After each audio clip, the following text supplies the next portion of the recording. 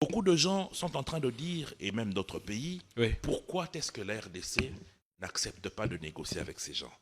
Un Pourquoi? ami à moi, qui est un diplomate, m'a envoyé un document qui leur est parvenu.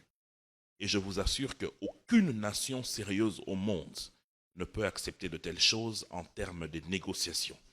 Le Rwanda, via le M23, demanderait donc au gouvernement, 1, d'accepter que 43% des postes de commandement militaire au Nord Kivu et 39% au Sud Kivu uniquement soient remises entre les mains d'une communauté.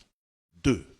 Le gouvernement devrait accepter la création d'une nouvelle police des frontières placée sous le commandement des officiers issus des terroristes du M23. 3. Le gouvernement devrait accepter de décréter la partie est du pays, Nord Kivu, Sud Kivu, Ituri, Maniema, Otuele et Tanganyika comme une zone sinistrée, bénéficiant d'un statut d'administration particulière, d'une autonomie fiscale et financière ainsi que d'un concept sécuritaire spécial sous la gestion du M23. Le gouvernement accepte que ce groupe terroriste du M23 nomme les administrateurs des territoires, les maires des villes, leurs adjoints et bourgmestres dans le Grand Nord ainsi que dans le Haut-Plateau.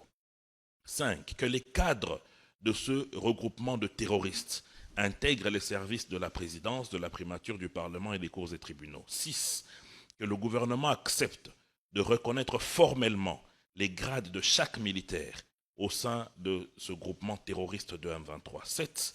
Que le gouvernement congolais coordonne le retour des réfugiés qui sont au Rwanda, Ouganda, Kenya et Tanzanie. C'est pratiquement ce qui a été écrit dans l'accord qui avait été signé.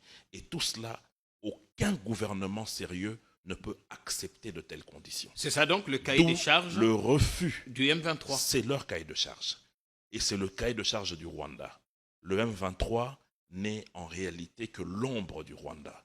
Et donc aujourd'hui, nous ne parlons plus du M23 ni de l'AFC. C'est du Rwanda dont nous parlons aujourd'hui.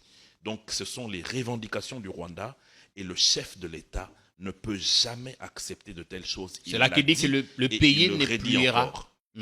Le pays n'épluiera pas. Jamais. On ne reculera pas. Jamais. Il en appelle à l'unité. Il dit que nous gagnerons cette guerre par notre unité, notre sens de responsabilité et notre courage. Ce matin, sur RFI, un opposant expliquait qu'on veut bien être unis, mais il y a des facteurs pour l'instant qui ne le permettent pas. Notamment, il y aurait, selon lui, 20% d'opposants en prison et 20 autres en exil. Mon cher frère Jean-Pierre, c'est ce qui me choquerait toujours et me choquera encore en ce qui concerne les hommes politiques de notre pays.